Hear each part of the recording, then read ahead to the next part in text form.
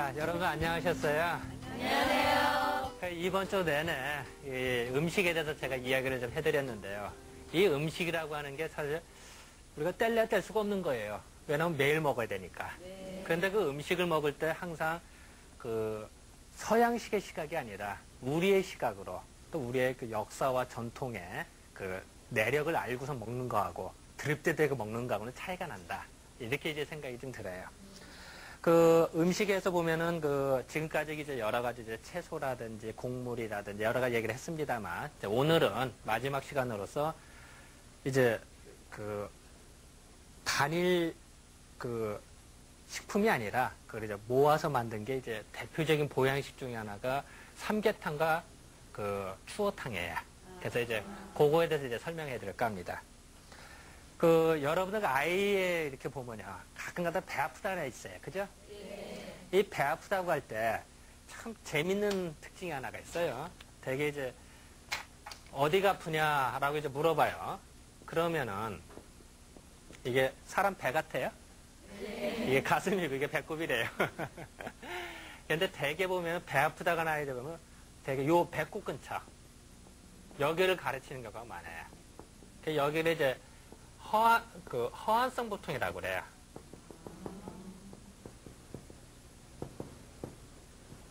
속이 헛헛하고 차고서 생긴 복통이다. 이런 뜻이에요.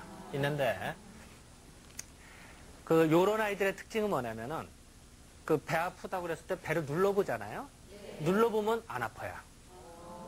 그리고 또한, 아프다고 했는데 한 30분이나 1시간 뒤에, 지금도 아프냐? 지금은 괜찮아요. 그래. 이름에 이거를 아이들 뭐라고 해요? 꾀병이라고 그러죠. 그런데 이 꾀병이 되는 게 진짜로 안 아픈 걸 아프다고 거짓말하는 게 아니에요. 아이는 희한하게도 어른하고 틀려서 하기 싫은 게 있다든지 스트레스를 받는다든지 뭔가 불만이 있다 이러면은 진짜 배가 아파요. 그거 아프다고 하는 거야. 거짓말하는 건 아니에요. 근데 특징은 눌러서 안 아픈 증상이죠. 그런데 물론 요 명치밑이라고 그러죠. 여기가 아프면은 체한 거예요. 우리 보통 밥 먹고 보면 식체라고 그러죠. 그리고 우리가 기가 막힌 기체라고 그래요. 우리가 뭐 하다 기가 막힌다 이런 얘기하죠. 그건 기체예요, 기체. 이 기가 막혔다. 그러면은 식체와 기체를 합해서 다 체한 거예요. 그래서 우리가 어떻게 하나 밥 먹다가 기분 나쁜 얘기 듣는다든지 아니면 언짢은 얘기 듣는다, 신경 쓰는 얘기 듣다 그러면은 먹은 것도 탁 얹히는 수가 있죠. 그런 경우 보면은 그게 기체예요, 기체. 내도 밥 먹던 것도 그냥 얹히거든요. 예, 그런 것이 나타나는데 물론 여기가 아프던 여기 특징은 뭐냐면 어디 아픈 애도 여기 아프다고 한다, 아기가. 그럼 누르면 진짜로 아파요. 그러니까 요거는 빨리 침을 맞든지 속을 풀어줘야 돼, 체한 거니까. 근데 여기 아프다고 한 거는 여기에 속하더라.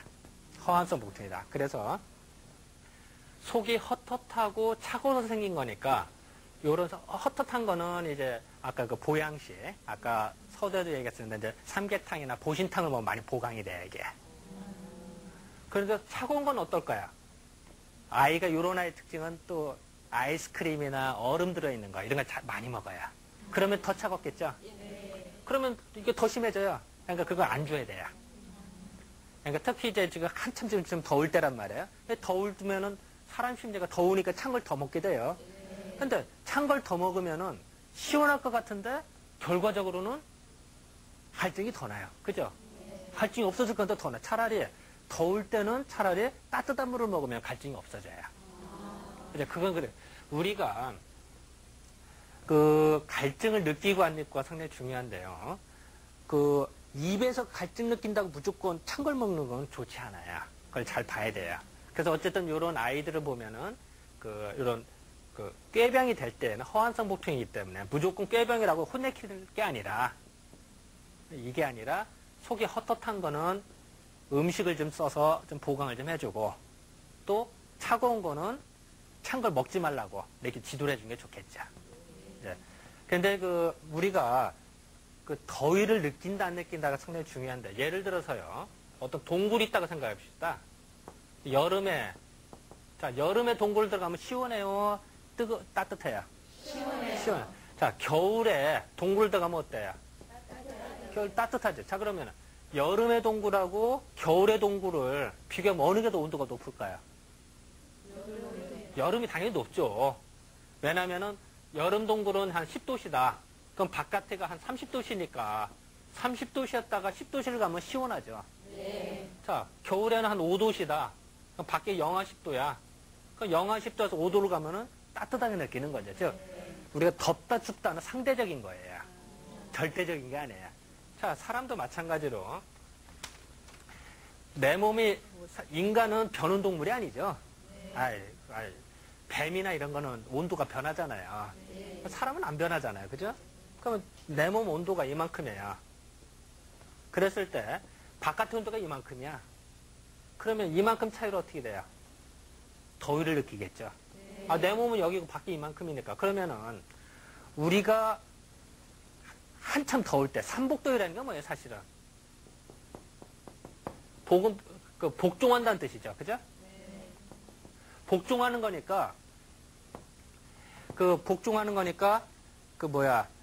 가을 기운이, 우리 이제, 추나 추도 내가 봄, 여름, 가을 기어서 이제 여름 되면 가을이 와야 되는데, 가을이 오려고 딱 폼을 잡고 있는데, 너무나 더운 거야.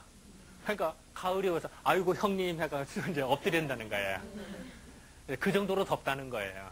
그러면은, 이 가을이, 이제 그 정도로 더우니까, 이게 최고로 더울 때란 말이에요. 그죠? 요럴 때 우리가 차라리 뜨거운 걸 먹는단 말이에요. 보양식을. 삼계탕을 먹는다든지, 추어탕을 먹는다든지, 이게 더운 거야. 물론 어떤 사람은 보신탕도 먹겠죠. 근데 이제, 공공방송이니까 그런 이야기는 그렇고, 내 몸에 그럼 약간 온도가 올라가겠죠. 그죠? 그러면 요 차이가 줄어들겠죠. 그러면은 더위를 안 느껴요. 그러니까 우리가 삼복도에 뜨거운 거 먹고 땀 뻘뻘 붙여주면 아이고 시원해 한단 말이에요. 그걸 서양 사람들은 번역하기 참 힘들어해요. 어떻게 뜨거운 거 먹고 땀 뻘뻘 흘리면서 아 시원하다고 그러지? 참 희한하게 느껴요. 우리는 당연한데, 그죠? 또 겨울 같은 때는 어떨까요? 겨울에는 만약에 춥다. 그럼 어떻게 할까요? 이만큼 춥죠. 그러면 시원한 걸 먹어서 차라리 온도를 내려요. 그러면 추위를 덜 느껴요. 그러니까 겨울에 뭐 동치미라든지 또 아니면은 뭐 냉면이라든지 겨울에 먹는 게 많죠. 또 북쪽 지역에 가면 어때요? 냉면이 많이 발달하죠. 왜냐면 추운 지역일수록 오히려 추우니까 찬 걸 먹어서 오히려 내릴 생각을 하죠. 그렇잖아요. 예를 들어서 평양냉면, 함흥냉면이 유명하지. 뭐 제주도 냉면, 부산 냉면 유명한 거 봤어요? 오히려 그쪽으로 갈수록 오히려 뜨거운 게 많죠. 더운 지역에서는. 오히려 김치도 어때요? 더 약간 짜고 맵고 뭐 이런 게 많죠. 그리고 뭐 카레라든지 이런 거 다 뜨거운 게 많죠. 그거는 남쪽 지역일수록, 더운 지역일수록 그렇단 말이에요. 또 실질적으로 사람이라는 게 그래요. 사람 몸에는 이 위기라고 해서 내 몸을 지키는 국경 방위부대가 있대요. 이 국경 방위부대가 있는데, 이 국경 방위부대에 밖이 더우면은 방어를 해야 될 거 아니에요? 왜냐면 내 몸을 지켜야 되니까. 그럼 뭐 지켜야 되니까, 이 후방 지역에서 국경 방위부대로 원조로 많이 보내줘요. 그렇게 해야지 지켜줄까. 그럴수록 어떻게 해요? 후방은 어때요? 군대가 부족해지겠죠. 경찰도 부족해지고. 그러니까 허해진다고요. 그러니까 사람이라고 하는 거는 밖이 더우면 더울수록 내 몸에 지켜야 될 거 아니에요. 기운을 보낸단 말이에요. 기운을 보내다 보니까 속이 헛헛해진단 말이에요.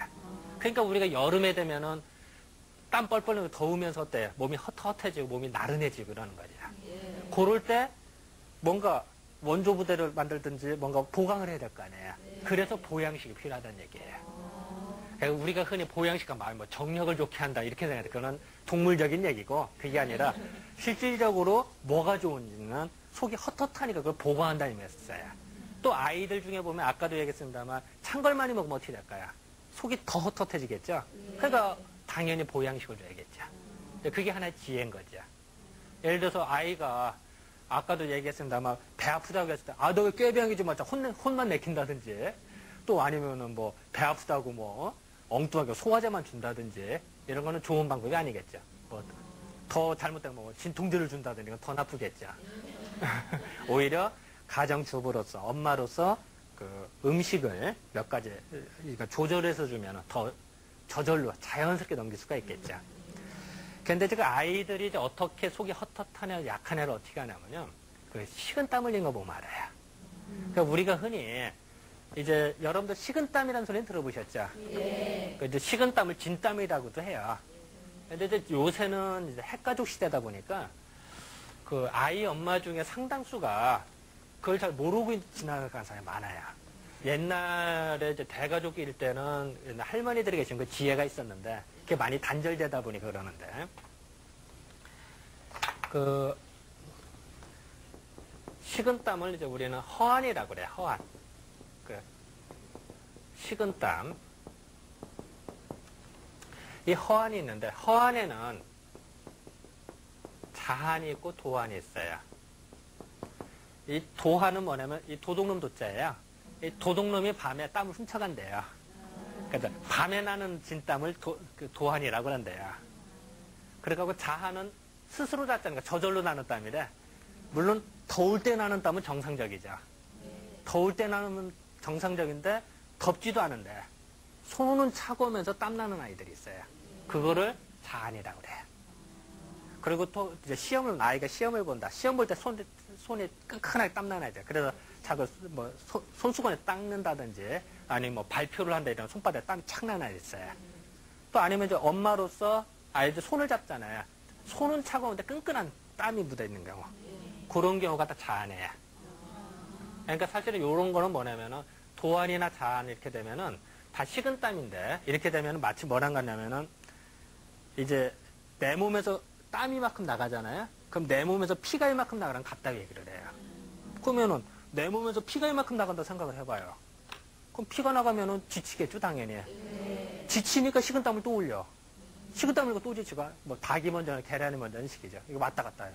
그럼 점점 더 나빠져. 그러면은 피를 흘리면 어떻게 될까요? 머리가 맑을까요? 뭐 이게 멍해질까요?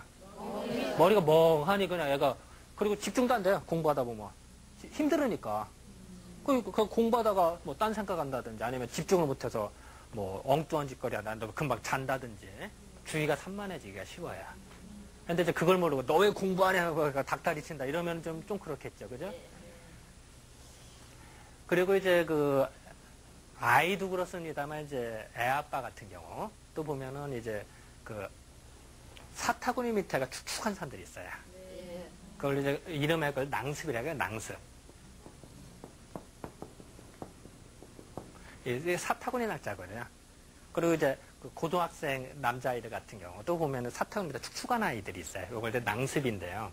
낭습은 뭐가 문제가 되냐면요. 이런 그릇이 있다고 생각해 봅시다. 그럼 그릇이 있으면은 이 정이라고 하는 게 사람이 이렇게 차서 저절로 흘러넘치는 것이 정상이에요. 이걸 몽정한다고 그래요. 그래서 남자들은 이게 없으면은 그 비정상이죠. 이건 정상이에요. 신이 인간을 만들 때 그렇게 만들었대요. 그래서 저절로 차서 넘치는 게 그리고 요게 이제 요만큼 이렇게 차면은 이제 그 부부 생각이 좀 나고 또 이게 좀 하고 남도 줄어들고 또 하다 이게 정상이에요. 그런데 요런 그릇이 좀 금이 같다고 생각해 봅시다. 그럼 어떻게 될까? 이게 질질 새겠죠? 밑 빠진 독같이, 그죠? 그럼 이게 질질 새면 어떻게 돼요? 요것이 바로 낭습이라고 이해를 해요. 그러면은 아무리 이게 시간이 흘리면 저절로 채워지는 게 정상인데 밑 빠진 독같이 안 채워지는 거야. 그러면 이게 약하겠죠. 그러면은 왜 이제 사람이 왜 정기를 중시하냐면요. 단순하게 뭐 동물적인 이런 게 뜻이 아니라 사람이 하초가 충실하면은 그 어떤 일을 하든지 간에 자신감 있게 할 수가 있어요. 일을 해도 왕성하게 할 수가 있고 공부를 해도 확 밀어붙일 수가 있단 말이에요.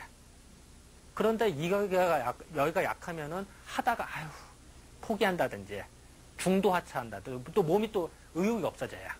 그래서 문제가 되는 거예요. 그래서 옛날에 유명한 이야기였어요. 그 삼국지에 물론 이제 소설입니다만 삼국지 이제 조조하고 원수하고 한번 대판 싸웠대요. 소설에 나오는 이야기예요. 조조하고 원수하고 대판 싸웠는데 이제 조조가 졌어요. 조조가 져서 이제 도망치는데 도망치다 보니까 부하장수하고 자기밖에 없는 거야. 도망치는데 강물도 헤엄치고 막 도망치다 보니까 이제 그 부하장수가 승상 잠깐만에 하더니 여기를 만지더라는 거예요. 그래서 이상하잖아. 딱 그러더니 만지더니 충성을 다하겠습니다 그러는 거야.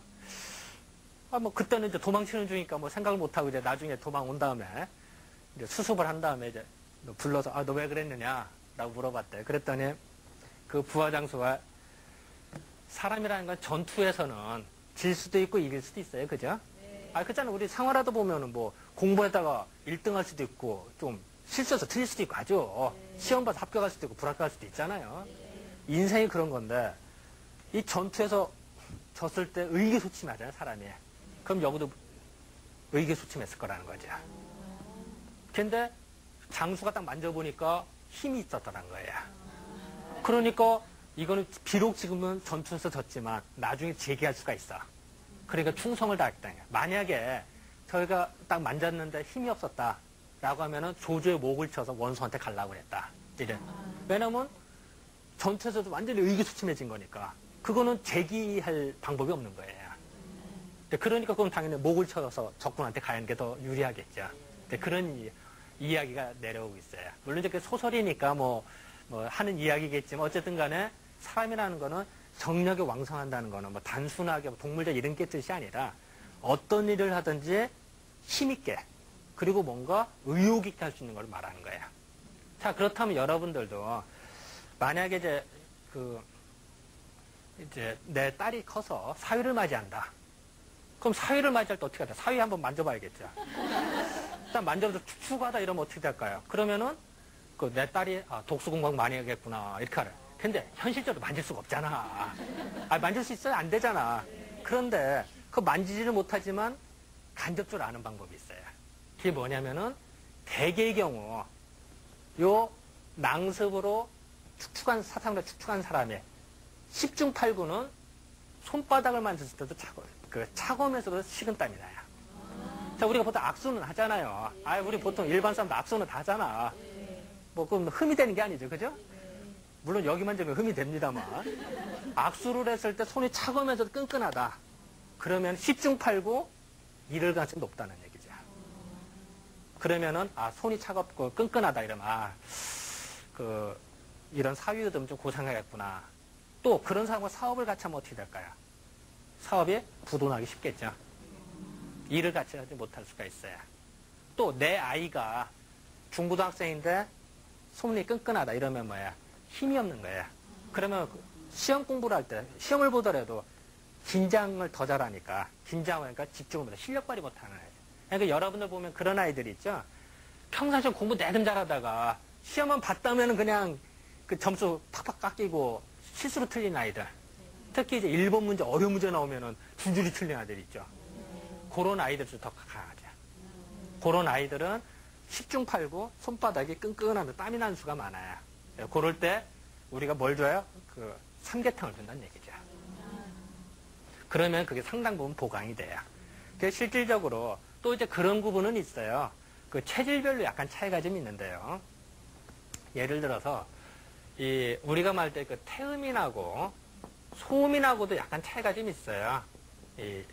땀나는 정도가. 요건 좀 알고 계셔야 될까 잠깐 얘기를 좀 해드릴게요.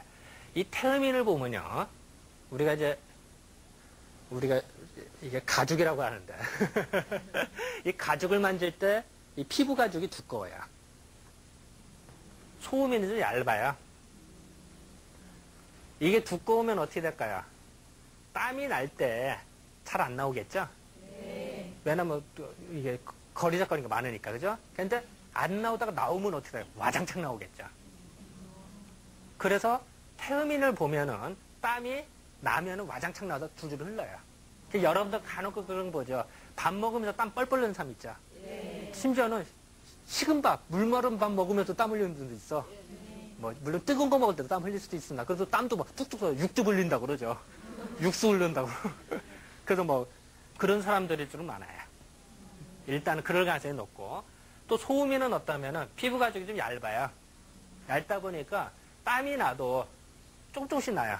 나오자마자 마르겠죠. 그러니까 사실은 땀은 납니다만 본인은 땀이 안 난다고 해요. 왜냐면 사실 나오자마자 다 마르니까. 여기는 안 나오다가 나오면 와장창 나오니까 줄줄 흐르고.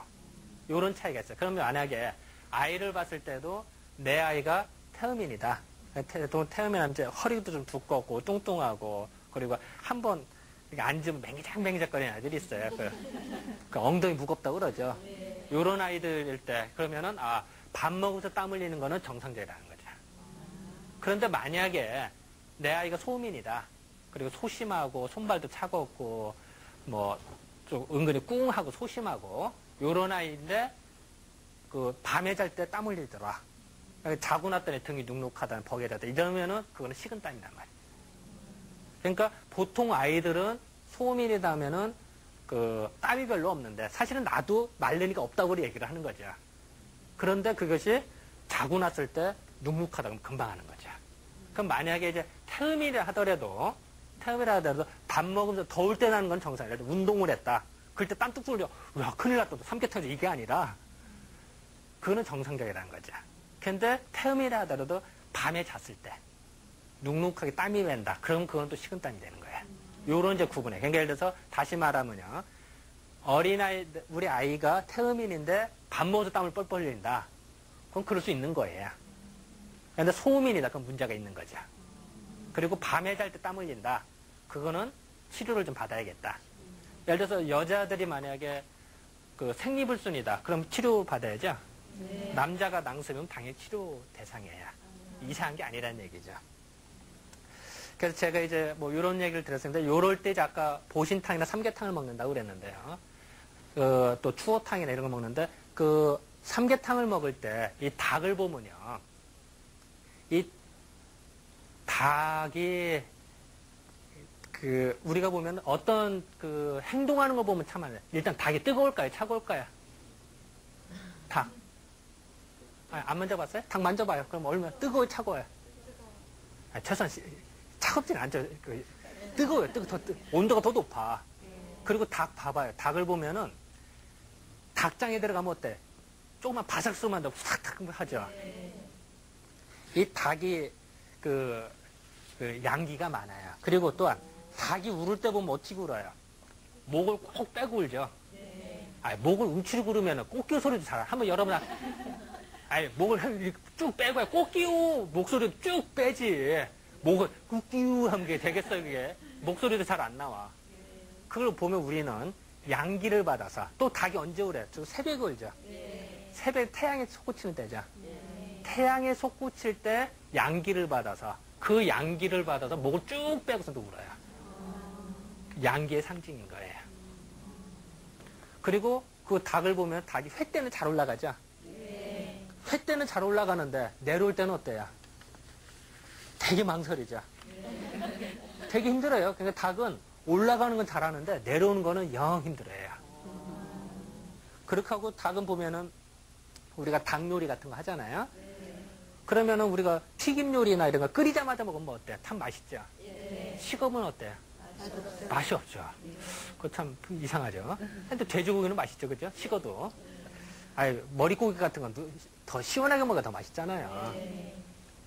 그리고 또 여러분 혹시 집에서 고추 좀 길러봐요?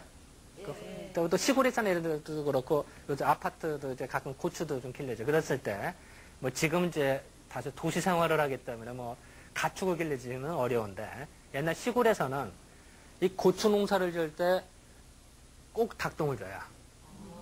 그러면은 더 잘 돼요. 그 왜 그러냐면은 이 고추는 습한 거 싫어해요. 혹시 고추밭 흙 만져봤어요? 고추밭 흙을 만져보세요. 그럼 더 푸석거려요. 상추밭 흙을 만져본 거하고 고추밭 흙을 만져봐요. 그럼 고추밭이 더 푸석거려요. 고추 뜨겁잖아. 고추 먹고 추워요? 고추 먹으면 열 확 나잖아. 그러다 보니까 고추 근처도 열이 나다 보니까 습기가 말라요. 흙이 푸석거리는 거야. 그러니까 거기다가 만약에 돼지똥을 거름을 준다면 그는 흙이 더 음기운이 많아져서 더 습기가 많아져요. 그러면은 고추가 자라요. 그래서 고추는 비가 많이 온다든지 물 빠짐이 안 좋잖아요. 그런 탄저병이 잘 걸려요. 그래서 장마철이라든지 이럴 때는 고추 농사가 안 돼. 그래서 햇빛이 쨍쨍 물 빠짐이 좋아야 돼요. 근데 거기다가 거름을 줘도 열이 나는 닭똥을 줘야겠죠. 그죠? 그럼 더 잘 되는데 돼지똥을 주면 안 된단 말이에요. 이제 그런 게 이제 상식이란 얘기죠. 그리고 그 닭 보면은 그 이렇게 벼슬이 있죠, 벼슬.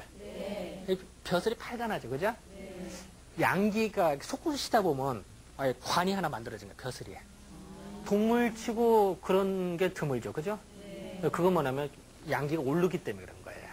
이제 그런 어떤 차이가 있고. 그리고 또 우리가 닭 보면 그런 얘기 하죠. 여러분들 혹시 영화나 이런 거 보면은 귀신 물리치기 위해서 문지방에다가 닭 피 발리는 거 혹시 보셨어요? 그게 뭐 다른 피도 많은데 왜 굳이 닭 필까? 물론 어떤 사람은 잡기 편해서 그렇다고 하는데 사실은 닭이 아까 양기가 많다 그랬죠.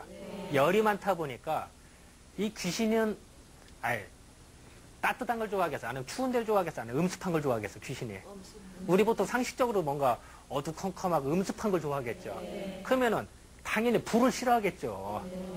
화난 건 싫어할 거 아니야, 귀신이. 귀신이 형광등 켜놓으면 좋다는 사람 봤어요?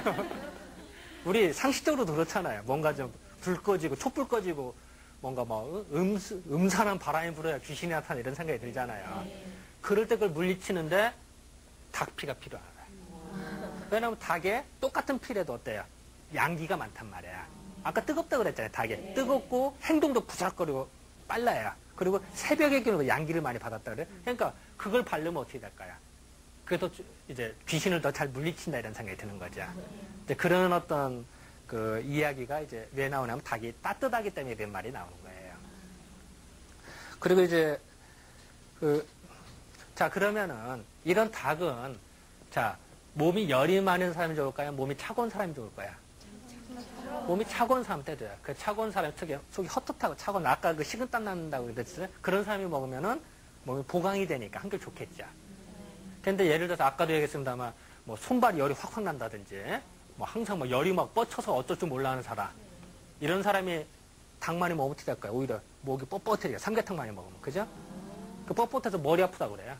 그러니까 어쩌다 먹는 건 봐주는데 매일같이 먹었다 이러면 어떻게 될까요? 잘못하면 이렇게 되겠죠. 이제 집안에서 잘해준다는 것이 오히려 거꾸로가 되면 좀 곤란하겠죠. 그리고 이제 또 동의수해본이라는 책에서 사상의학을 총집단 처음에 만드신 이재마 선생님이라는 분이 계시는데 그 책에 보면 뭐라고 써있냐면은 인삼이나 계피나 닭을 삶는다. 그래서 먹었더니 소민, 그러니까 손발 차가고 속이 차가운 사람들 소음이라고 우리는 이해를 하고 있는데요. 근데 그런 소음인들이 먹으면은 이질설사, 설사할 때도 좋고 또 학질에도 좋다 이런 기록이 나와요. 그리고 또 하나는 동의보감에 보면은 사람이 이제 냉대하라고 그러죠. 그 여자들이 이제 배가 차가우면은 냉대하가 된다고 그래요. 그럼 이제 뭐 어떤 뜻이 있냐면은 여자는 신체의 내부와 밖에 연결되어 있는 것이 목구멍하고 질 부분이에요. 그러면은 이 목도 그렇습니다만 바깥에 병원균이 들어온다 그러면 방어를 해야 될 거예요. 그러니까 편도가 발달이 되는 거예요. 그래서 병원균 많이 온다 그러면 이제 방어를 해야 될 거 아니에요. 그죠? 그래서 내 몸이 약해졌다. 정했다 그러면 가래가 나오죠? 그게 사실은 병원균도 아군하고 싸운 시체죠. 그죠? 찌꺼기죠. 적군이 들어오고 아군하고 싸운 흔적들이 이제 나오는 거죠. 가래라든지 또 더 심하면 이제 기침을 한다. 그래서 내보내려고 그러는 거예요. 그죠? 마찬가지로 여자 여기도 보면은 바깥에서 통해져 있으니까 밖에서 병원균 들어오면 방어를 해야 될 거 아니에요. 그러니까 적당한 방어물질이 나와야 돼요. 근데 예를 들어서 적당히 균형을 맞은 상관이 없는다. 내 몸이 약해졌다든가 적군이 대량으로 침범했다 이러면 막 전쟁이 더 치열하겠죠. 전쟁이 치열하면 돼. 그게 액이 흘린다면 그게 이제 냉대하라고 그러는 거예요. 그러니까 쉽게 말하면 방어물질이 많이 나온다는 뜻은 균형이 벌써 깨졌다. 어딘가 문제가 생겼다 이런 걸 말하는 거죠. 그랬을 때 특히 손발 차가운 사람들이 냉대가 있을 때 이제 삼계탕을 먹으면 좋더라라는 기록이 당연히 나오겠죠. 그럴 것 같지 않아요? 이렇게 일단 한번 웃어가면서 한번 박수 한번 치고 이렇게 넘어갑시다.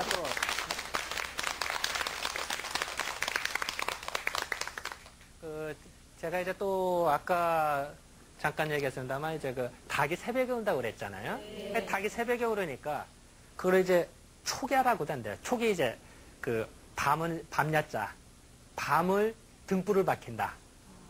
그래서 밤을 이겨서 이제 새벽을 만든다. 이런 뜻, 초기화라고도 하는데, 이 닭을 보면 옛 기록을 보면 우리나라 닭이 그렇게 좋았나 봐요. 그래서 중국 의서를 보든지 이러면요, 조선 나라, 조선이라는 나라에 평야지, 평택에서 가져온 게 좋다. 그러니까 평택, 지금의 평택이 아니라, 그때는 이제 그 옛날의 평택은 뭐냐면 이제 평야지역, 들판을 말하는 거예요. 왜냐하면 지금의 그 평택 지명, 그거는 이제 언제부터 사용하냐면 이제 그 고려 태조 때부터 쓴 거니까 940년경부터 쓴 용어거든요. 그러니까 옛날에는 평택이라는 지명이 없었어요. 지금부터 약간 1000년 전, 한 1100년 전, 그때부터 평택이라는 지명이 생긴 거고, 그러니까 그걸 말하는 건 아니에요. 어쨌든 중요한 건 뭐냐면 우리나라 닭이 좋았다. 중국에서 황실에서는 삼계탕을 먹었다 하면 꼭 우리나라 닭을 먹었다는 얘기죠. 왜냐면 황제는 제일 좋은 걸 먹어야 될 거 아니에요. 그래서 당연히 우리나라 닭을 수입해서 먹었어요. 예전부터.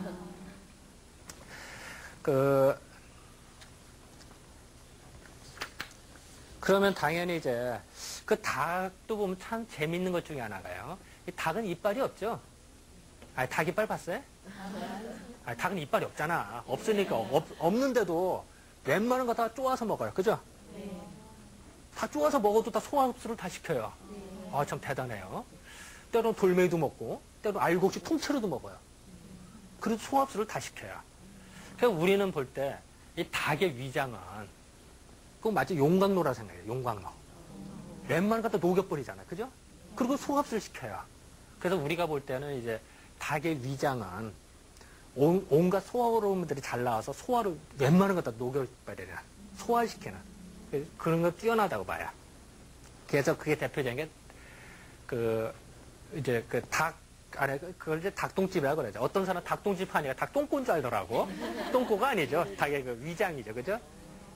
그 닭똥집 안에 그 이제 그 모래주머니라고 하죠. 이제 표준어로는. 그 모래주머니 안에 보면은 노란한 막이 있어요. 그 노란한 막이 이제 한의학은 개내금이다. 개내금. 닭개자, 닭 속에 있는 금빛 나는 색이다. 개내금. 닭 속에 있는 금빛 나는 개내금이라고 하는데, 그걸 당연히 그러면 어느 뜻일까요? 아까도 얘기했지만 닭은 웬만한 거 소화흡수를 시키니까 이제 손발차가 없고,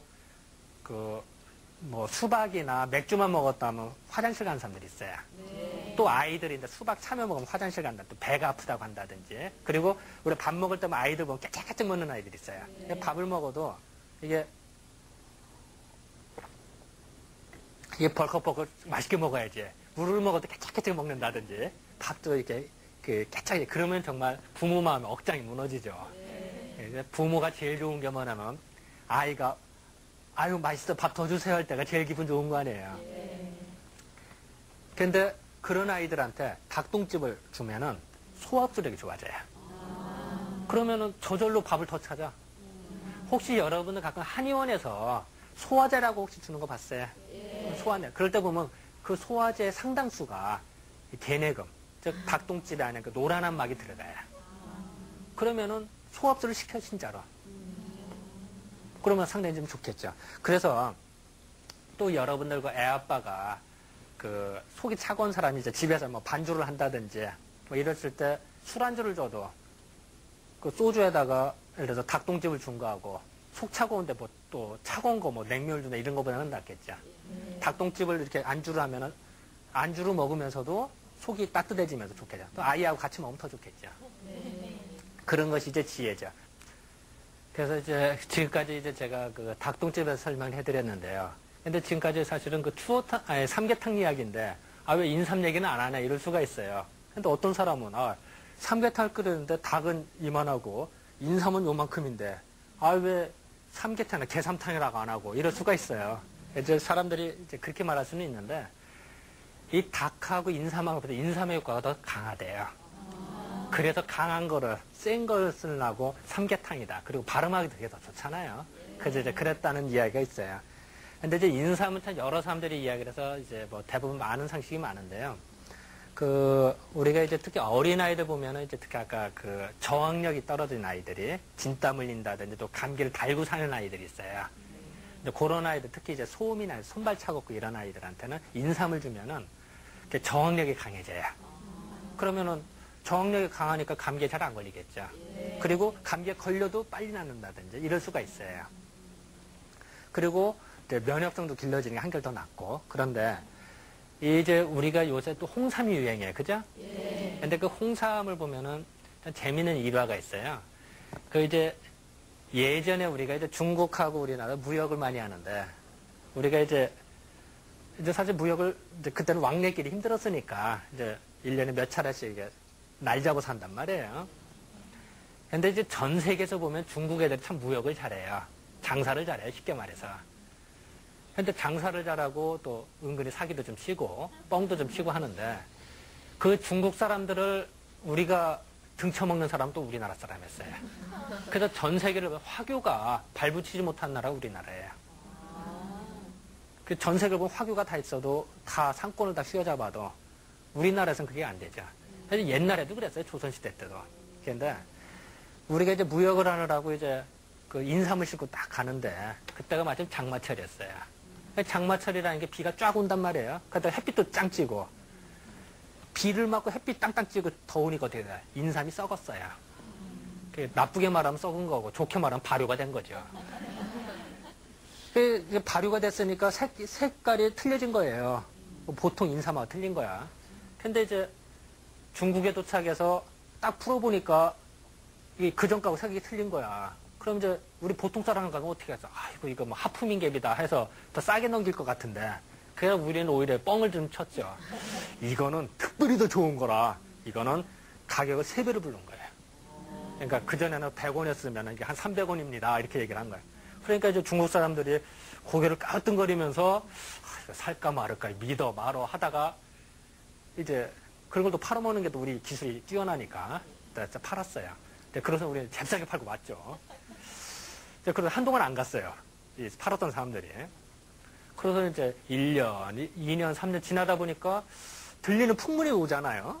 아, 그때 몇 년도에 왔던 사람들 왜 안 오냐고. 그걸 찾기 시작하더라는 거야. 아, 그거 이상하잖아. 우리는 혼날까봐 또 배상하라고 할까봐 했는데 오히려 더 찾는 거야. 그래서 그때부터 가만히 연구를 해봤더니 알고 봤더니 그 인삼이 홍삼으로 발효된 거를 발견을 한 거예요. 그래서 이제 그때부터 우리가 홍삼을 개발하고 수출을 주로 하기 시작했어요. 근데 왜 굳이 구도 중국 사람한테 왜 홍삼이 더 맞았을까? 이런 생각이 들어요. 여러분들 그 중국에 가면은 우물 파면 어때요? 그 물을 함부로 먹을 수 있어요? 맹물을 못 먹어요. 우리는 아무 데나 땅 파고도 물을 먹을 수가 있죠. 우리나라 참 복받은 나라예요. 좋은 나라예요. 근데 중국이나 뭐 독일이나 다른 나라 가면은 맹물을 먹기 힘들어요. 먹으면 나야. 물이 탁해요. 탁한 걸 먹고 또 중국 사람 뭐 돼지고기라든지 이런 그 기름 끼는 거 많이 먹죠. 물이 탁하면은 우리는 물이 맑기 때문에 찌개 문화가 발달이 돼요. 국물 문화. 왜냐면은 찌개의 재료가 아무리 좋아도 물이 나쁘면 소용없다. 다 꽝이에요. 그죠? 물이 좋아야 되는 거야. 그게 찌개 문화가 상당히 고급 문화인 거예요. 왜냐면 거기다가 재료가 똑같아도 양념 하나 더 덜 들어가고 더 들어가고 조금 비율에 따라서 맛이 천차만별이죠. 이게 고급이야. 항상 요리에서 맨날 같은 맛이 나는 거 그거는 하급이에요. 고기를 굽는다. 맨날 비슷하죠. 도찐 개찐이죠 거기서. 근데 우리 찌개 문화는 천차만별이죠. 그 우리 국 문화가 상당히 수준이 높은 거예요. 근데 중국에서는 물이 탁하니까 찌개 문화가 발달할 수가 없어요. 국 문화가 발달할 수가 없어요. 왜냐면 물이 나쁘니까. 그러니까 당연히 튀김 요리, 기름류가 많이 발달할 수밖에 없어요. 식용유 문화가. 근데 그걸 먹다 보면 피가 탁해져요. 그리고 물 탁한 걸 먹고 또 기름 끼는 거 많이 먹으면 피가 탁해지겠죠. 그런 사람한테 홍삼이 더 잘 맞다라는 거예요. 그래서 더 이제 한국 사람보다 중국 사람이 더 잘 받아들였는데 요즘은 우리나라 사람들도 홍삼이 많이 맞아요. 왜 그럴까요? 요새는 이 공해가 찌들려서 이게 완전히 그 비가 내려도 오염물질이 내리고 또 완전히 그 뭐 도시 소음에다가 공해에다 찌들려서 스트레스가 쌓여가서 사람이 피가 많이 탁해져 있단 말이에요. 그러니까 당연히 인삼보다는 홍삼을 먹었을 때 더 좋다 이런 말들이 나오겠죠. 그래서 어쨌든 뭐 그런 뭐 뒷이야기인데 어쨌든 그 우리가 이제 아이들을 보면은 특히 요새 아이들은 어떨까요? 인스턴트 스푼 많이 먹잖아요. 그 피를 탁하게 하는 요소가 많아요. 또 요새 또 학원 다니나도 열받잖아. 그러니까 그런 아이들한테도 이제 인삼보다 홍삼 가공된 걸 줘서 더 좋더라라는 보고들이 많이 오는 거죠. 이제 그렇게 이제 이해하시면 될 것 같아요. 그래서 이제 제가 이제 지금까지 이제 그 삼계탕을 설명을 해드렸고요. 또 아까도 말씀드린 그 보양식 중에 하나가 추어탕이라고 그랬죠. 이 추어탕을 보면은 이 미꾸라지 특성을 보면 참 재밌는데요. 어때 미꾸라지 손으로 잡을 수 있어요? 손으로 잡기 참 힘들죠. 미끈미끈하죠. 그러니까 미꾸라지 나갔죠. 그래서 미꾸라지 보면 참 재밌는 얘기가 있어요. 뭐 한 마리 미꾸라지가 뭐 온탕 뭐 물을 다 흐려놓는다. 뭐 미꾸라지가 뭐 용됐다. 뭐 이런 말 나오죠. 그래서 사실 미꾸라지는 그 미끈미끈하고 또 이렇게 진흙 속을 잘 파고 들어가는 장치를 해요. 미꾸라지 보면은 보통 물고기들은 이렇게 위에다가 무리를 잘 솟구쳐요. 그죠? 잉어 같은 거나 붕어 같은 신바람 나면 막 무리로 막 튀쳐나오거든요. 그러니까 등용문 같은 경우 보면 어때요? 그 예전 잉어가 물살 타고 올라가서 용이 된다는 전설이잖아. 그게 등용문이라고 그러잖아요. 그 용문 계곡이 있어요. 중국에 가면 이제 그런 걸 하는데 그 마찬가지인데 미꾸라지는 숨 쉴 때만 잠깐 나왔다가 무조건 파고 들어가죠. 그거 보셨어요? 미꾸라지? 미꾸라지는 그 땅속으로 파고드는 게 미꾸라지야. 근데 미꾸라지를 딱 잡으면 꾹꾹꾹 소리 들리는 거 들어봤어요? 아니에요. 못 들어봤어요? 미꾸라지를 잡으면은 이렇게 하면 꾹꾹 소리가 들려요. 그것이 마치 우리가 추하는 소리랑 비슷하대요. 가을 추하대요. 추추추추 하는데요. 그래서 거기다가 물고기 어자를 써서 이게 미꾸라지 추자가 된 거래요.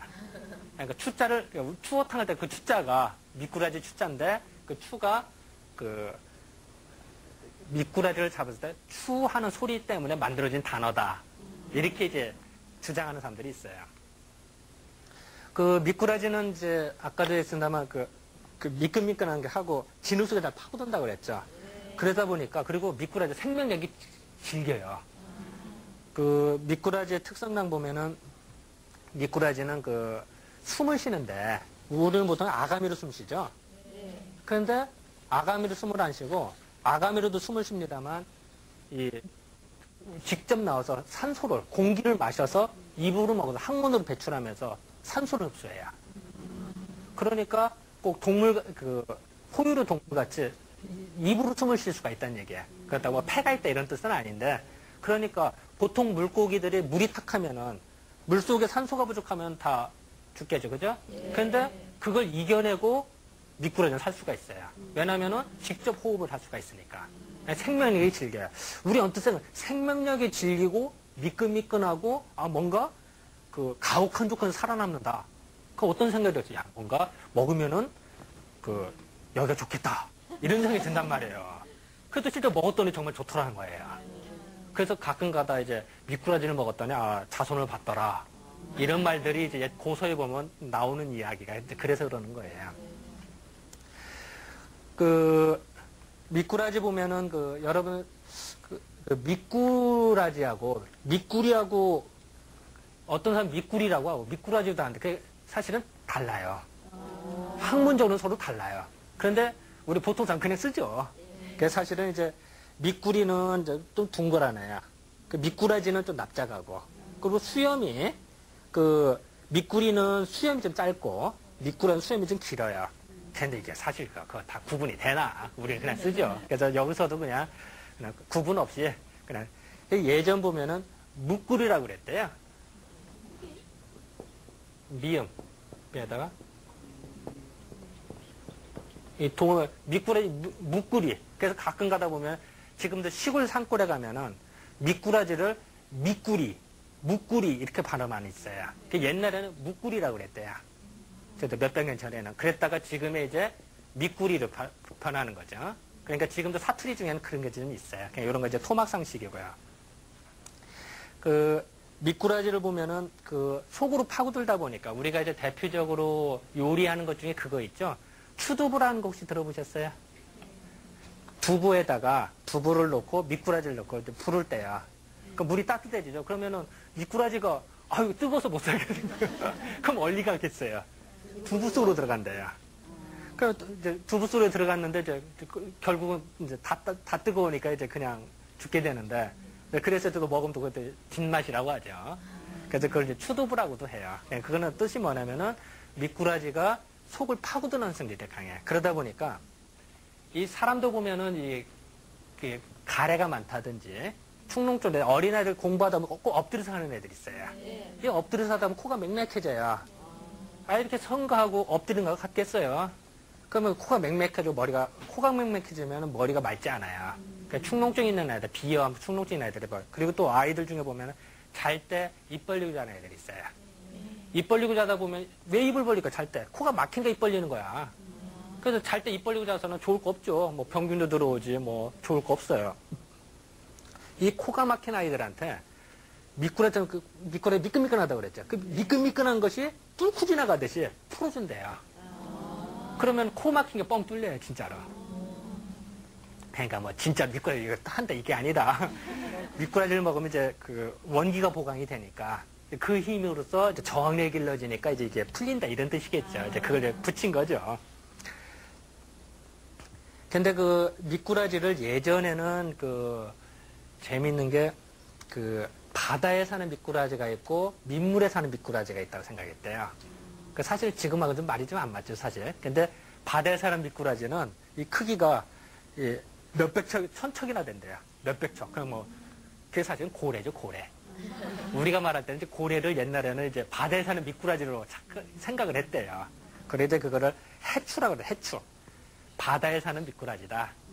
그래서 가끔 가다 배 있죠. 그래서 해추가 얼마나 크냐면은 엄청나게 커서 이게 사는 곳이 해저, 바다 밑바다에 산대요. 근데 동굴 속에 쭉 들어가면은 물이 나와서 민물이 되고 그게 쭉 나오면은 물이 빨려져서 썰물이 된대요.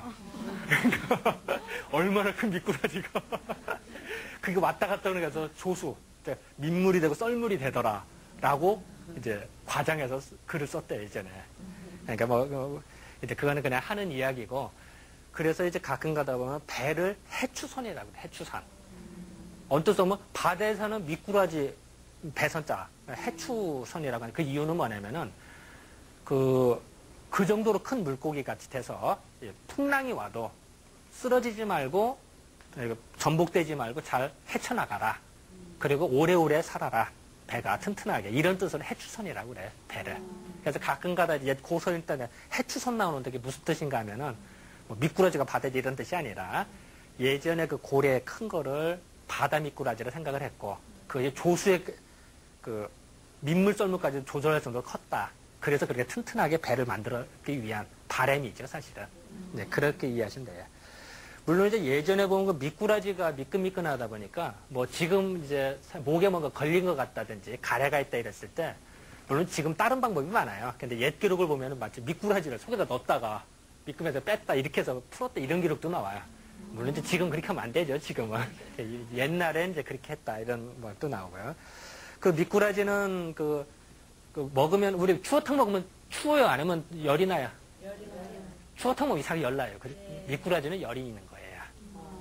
열이 이렇게 나서 후끈거리는 거지, 뭐 차갑다 이런 건 치는 않아요.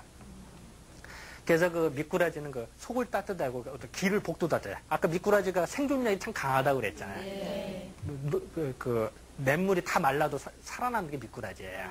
근데 그러다 보니까 생명력을 하다 보니까 그 기운을 좀 복돋아주는 역할을 좀 해줘요.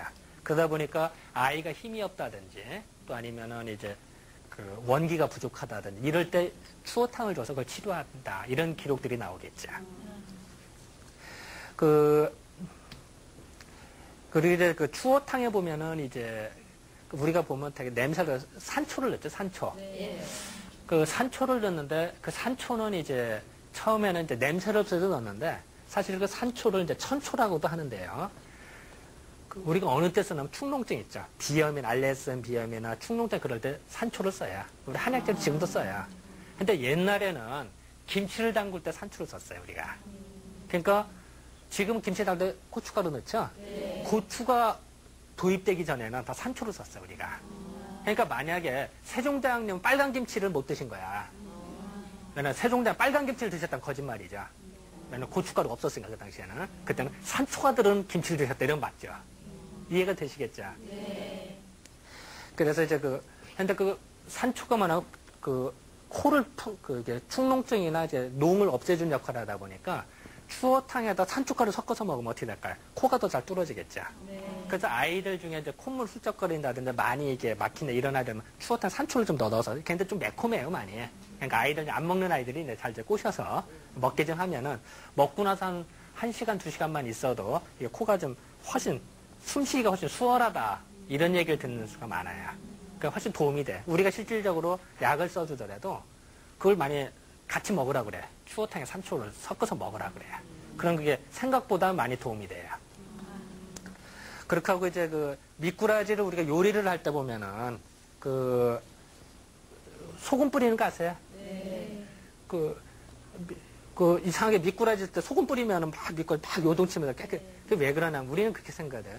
미꾸라지를 잡았을 때 속이 미끈미끈하잖아요. 네. 미끈미끈한 것이 마치 이렇게 잘 기름은 아닙니다만 어쨌든 미끈미끈한데 그 액이 흘러서 이렇게 퍼져나가야 되는데 소금을 뿌리면 소금이 수렴한다고 그랬죠. 아까 소금은 이제 그 오해다 모카토금에서 수에 속하기 때문에 수렴하다 보니까 미끈미끈하게 이렇게 퍼져서 몸을 보호해야 되는데 소금을 딱 뿌려놓으니까 미끈미끈한 걸 수렴을 시켜요. 그럼 마치 내가 옷을 입어서 이렇게 하는데 옷을 벗기는 거랑 똑같아요. 즉 미꾸라지의 미끈미끈한 거를 수렴을 시켜서 없애버리는 거야. 그럼 미꾸라지가 얼마나 괴로울까요? 그렇게 하고 그게 이제 따가워지니까 우리가 마치 사람 피부에 상처내서 소금 뿌리면 어때요? 상당히 따갑고 아프죠? 꼭 마치 보면 미꾸라지가 그런 역할이랑 비슷한 거예요. 거기다 소금 뿌리면. 그러니까 서로 막 비비게 되죠. 그래서 이제 그거를 없애는 역할을 내는 거예요. 그러니까 참 좀 그렇죠. 미꾸라지는 좀 어떻게 보면 좀 상당히 통증을 주는 거니까. 그래도 뭐 우리는 요리를 해 먹어야 되니까 뭐 어쩔 수 없는 입장이고. 그리고 이제 미꾸라지를 보면은 이제 그런 것도 있대요. 그 소갈증 있죠. 우리는 이제 소갈증이라고 그래서 한의학에서 이제 뭘 먹었을 때 자꾸 갈증 나는 거. 그걸 소갈증이라고 그런대요. 그러니까 소갈이라고 하는 건데 요즘에 이제 당뇨를 얘기하기도 해요. 그러니까 당뇨를 말하는데 이 당뇨가 개념이 요만큼이라면 소갈증의 개념은 더 넓어요. 그러니까 한의학적인 소갈증에 대한 개념은 그러니까 요게 넓기 때문에 요럴 때도 응용을 하기도 해요. 그래서 이제 물론 이제 미꾸라지 보면은 이제 요새는 모기가 많잖아요, 요새. 그 모기의 유충을 다 잡아먹어요. 물 속에 있으면서. 그러니까 이제 그것도 하나의 지혜가. 요새는 아파트가 많아서 겨울이 따뜻하다 보니까 모기가 많아졌는데 그 유충을 다 잡아먹는 역할을 해요. 그래서 이제 제가 이제 지금까지 이제 말씀드린 거는 이제 보양식으로 우리가 이제 여름에 이제 덥고 열기 나고 지치니까 그럴 때 우리가 보양식으로 삼계탕과 추어탕을 말씀을 드렸어요. 이랬을 때 몸이 냉한 사람한테는 아주 도움이 되는데 너무 열이 뻗치는 사람한테는 좀 조절해서 줘야 된다. 이렇게 이제 생각하시면 될 것 같아요. 그래서 이제 지금까지 이제 우리가 이번 주 내내 아이의 몸에 뭐가 더 좋을지 그래서 일주일 내내 좀 음식을 살펴봐서 그런데 아무리 좋은 음식도 아무리 맛있게 해놓은들 엄마하고 자식 간에 언성 높여가면서 먹으면 어떨까요? 그거 먹으면 얹혀. 그러니까 별로 안 좋아요. 또 부부쌈하고 먹었다. 그러면서 더 안 좋아요.